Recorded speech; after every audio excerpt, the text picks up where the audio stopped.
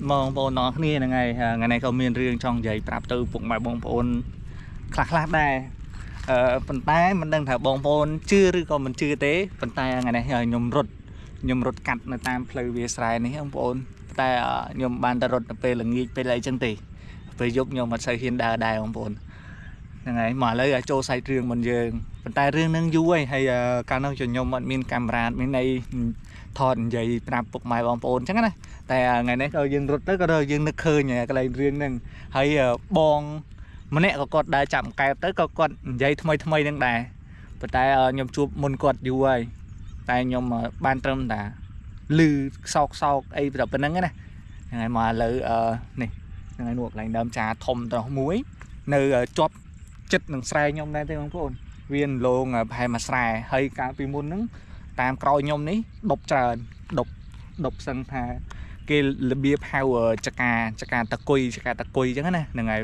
បងប្អូនខ្លះស្គាល់អ្នកនៅភូមិខ្ញុំគេស្គាល់ច្រើនហ្នឹងហើយហើយកន្លែងចកាតគុយនឹងដែរវាស្បូរដើមឈើធំហើយនឹងប្រៃស្ដុកយប់ឡើងអត់មានណាសូវហ៊ានជីកាត់ប៉ុន្មានទេមានតែអ្នកអត់សូវខ្លាចអត់សូវអីចឹងណាហើយបន្ទាប់ពីចកាតគុយមកមានកន្លែងនោះព្រៃខ្មោចបងប្អូនព្រៃខ្មោចកន្លែងខ្មោចគេកប់គេអីចឹងណាមានមុងមានអីហើយកន្លែងគេបូជាសពបូជាអីកន្លែងនោះគឺព្រៃស្ដុកមែនទេបងប្អូនចាំមើលថ្ងៃណាចាំខ្ញុំចូលឲ្យពុកម៉ែបងប្អូនបានឃើញពីកន្លែងព្រៃខ្មោចនឹងថាវាស្ដុកប៉ុណ្ណាតែឥឡូវនេះក៏វាអត់សូវស្ដុកដូចមុនដែរវារបៀបដូចស្លាស់ជាងមុនចឹងណាសបោផ្ទះសបោអីគេទៅរស់នៅអីរៀងច្រើនដែរដល់ពីមុនផងមិនអីបងប្អូនខ្ញុំនៅរៀនស្ទើអីអត់ហ៊ានចូលទេ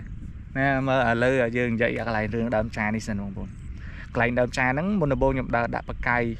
ខ្ញុំមកបូមទឹកដាក់ស្រែអញ្ចឹងណាខ្ញុំមកបូមទឹកដាក់ស្រែទៅខ្ញុំក៏យកបកាយយកអីមកដើរដាក់ជាមួយពូជាមួយអីដែរមុនដំបូងដែលខ្ញុំដើរដាក់ជាមួយពូអត់សូវស៊ីម៉ាណេ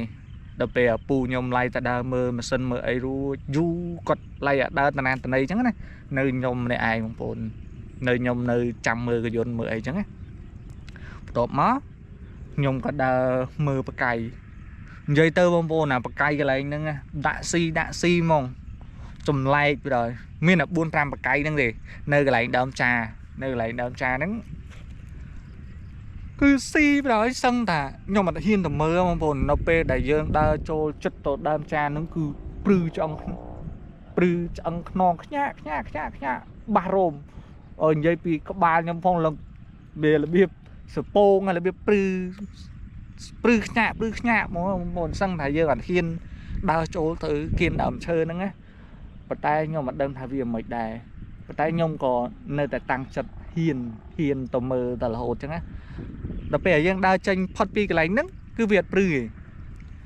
ហ្នឹងហើយនិយាយរួមទៅវាស៊ីមកវាស៊ីងាកជាប់ត្រីចឹងហើយយើងដើរចេញពីបកាយមួយអាខាងក្រោយនេះស៊ីវាស៊ីឡើងចុះខ្ញុំដាក់បកាយមួយយប់ហ្នឹងបានប្រហែលជា7 គីឡូត្រីបកាយប្រហែលជា30ហ្នឹងហើយបន្ទាប់មករឿងយប់បន្តិចបងប្អូនរឿងយប់បន្តិចខ្ញុំលេងហ៊ានដើរទៅមើលបណ្ដោយព្រោះវារបៀបធ្វើឲ្យយើងខ្លាចហ្មងតែយើងអត់ដឹងថាស្អីទេវាធ្វើឲ្យយើងព្រឺខ្លាចគឺអត់ចង់ឲ្យយើងដើរទៅកន្លែងហ្នឹងហើយខ្ញុំចង់ភ្លេចខ្លះដែរវារៀងយូរគ្រាន់ហើយឥឡូវបញ្ចប់រឿងខ្ញុំត្រឹមហ្នឹងសិនណាខ្ញុំភ្លេចតែយើងមកនិយាយរឿងថ្មីបងក៏ដើរចាំកែបថ្មីហ្នឹងទេក៏ដើរចាំកែបគាត់មានគ្នា3នាក់រួច2នាក់ទៀតក៏ដើរចាប់ខាងនេះហើយមួយនាក់ទៀតក៏ដើរចាប់ខាងនោះវាមកជាហៀងផ្លូវម្នាក់បងប្អូនហើយបន្ទាប់បងម្នាក់ឯងហ្នឹងគាត់ដើរទៅយើងពិលរបស់យើងមិនឈួលបានរៀងឆ្ងាយហើយយើងមិនឃើញភ្នែកកែបបងប្អូនយើងឈួលរបៀបឆ្ងាយអញ្ចឹងទៅគាត់ឃើញភ្នែកកែបហើយដើរទៅចិត្តវាកាន់តលោតទៅកន្លែងដើមចាហ្នឹងកាន់ណាយើងដើរទៅចិត្តវាកាន់តលោតទៅមិនណាបងប្អូនអើយដល់ពេលតែហ្នឹងគាត់និយាយប្រាប់ឯណាហើយក៏ខ្ញុំនិយាយប្រាប់តទៅបងប្អូនដែរបងប្អូនជឿមិនដឹងថាគាត់ខកឬមិនខកមិនដឹងមិនហ្នឹងហើយប៉ុន្តែគាត់ឡើងដើរជួប បែបហ្នឹងព្រោះហើយកាយ៉ាវអ្នកជួបគឺអ្នកជួបអញ្ចឹងបងប្អូនបើអ្នកមិនជួបគឺអ្នកមិនជួបទេទៅក៏គាត់ដើរទៅចិត្តហ្នឹងបងប្អូនគាត់ឃើញភ្នែកធំហ្មងគឺដេញគាត់តែកែបហ្នឹងគឺចាប់អត់បានទេវាលោតទៅវាទៅកន្លែងដើមចាហ្នឹងក៏បាត់ទៅក៏គាត់ខំឈួលមើលមិនណាភ្នែកធំមកដេញគាត់ខំតែគាត់រត់ស្រែកមករកបង2នាក់ហ្នឹងបង2នាក់ហ្នឹងថាបង2នាក់ហ្នឹងគាត់ដឹងកន្លែងហ្នឹងក៏គាត់ដឹងពីមុនមកព្រោះបង2នាក់ហ្នឹងគាត់អ្នកនៅភូមិជាមួយខ្ញុំតែបងម្នាក់ទៀតគាត់ទៅមកថ្មីគាត់បានប្រពន្ធអ្នកនៅហ្នឹងទៅគាត់ដើរចាប់កែបជាមួយបងហ្នឹងហើយទៅក៏ខ្មោចលងគាត់ថាលងសាហាវទៅបន្ទាប់មកក៏គាត់មកផ្ទះវិញបានកែប2-3ប៉ុណ្្នឹងហើយអត់ហ៊ានដើរចាប់កែបទៀតទេហើយ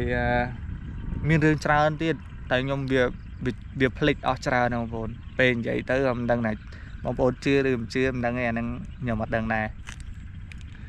ហើយបន្ទាប់មកទៀតទៅក៏គេធ្វើស្រែរៀងច្រើនទៅក៏គេរៀងនេះដែរគេរៀងខ្លាចគេអីចឹងទៅក៏តែគេខ្លាចគេកាប់ដើមចានឹងចោលឥឡូវនេះដើមចានឹងកាប់ចោលហើយឥឡូវឃើញស្លាស់ជាងមុនហើយពីមុនតាមនេះដុកវឹមបងប្អូនដើមឈើធំហ្នឹងហើយបន្ទាប់ពីកាត់ដើមចានឹងចោលមកក៏ស្លាស់ខ្ញុំក៏ហ៊ានរត់មកលេងតាមហ្នឹងងាយគួយលេងដល់រៀងប្រឡប់តិចណាហើយវាទេសភាពស្អាតហ្នឹងហើយបងប្អូនចាំខ្ញុំដាក់ឲ្យមើលនេះពេលល្ងាចគឺបែបហ្នឹងអញ្ចឹងនេះស្អាតហើយហ្នឹងហើយបងប្អូនវីដេអូនឹងដែរមានតែប៉ុណ្្នឹងឯងបន្តិចទៀតខ្ញុំនឹងថតពីនៅតាមស្រុកស្រែជនបទពីការរស់នៅបែបសាមញ្ញអញ្ចឹងណាបងប្អូនបាជីបាច់អីចឹងទៅហើយយើងដើរដាក់កាយដើរបេតកួនរោគចងរោគអី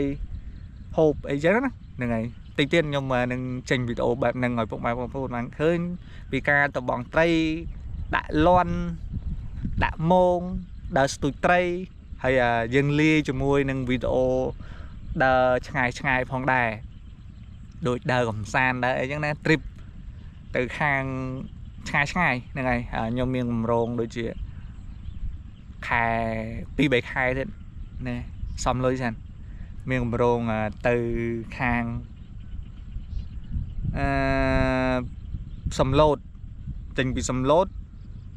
ឡើងទៅលេងវាលចម្បាំងចូលកន្លែងបងប្រទីទាហានបន្តិចចេញពីប្រទីទាហានហ្នឹងឡើងទៅវាវែងចេញពីវាវែងទៅអូសោមចេញពីអូសោមទៅកោះកុងចេញពីកោះកុងយើងវិលត្រឡប់មកផ្ទះយើងវិញហ្នឹងហើយយើងជិះម៉ូតូប្រហែលជា700-800 គីឡូ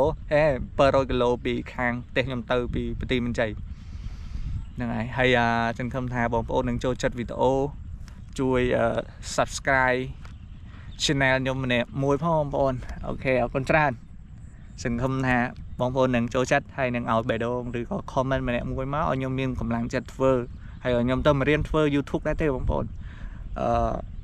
ខុសត្រូវអីសូមប្រកែកុំប្រកាន់ហ្នឹងហើយអូខេអរគុណច្រើនបាយបាយ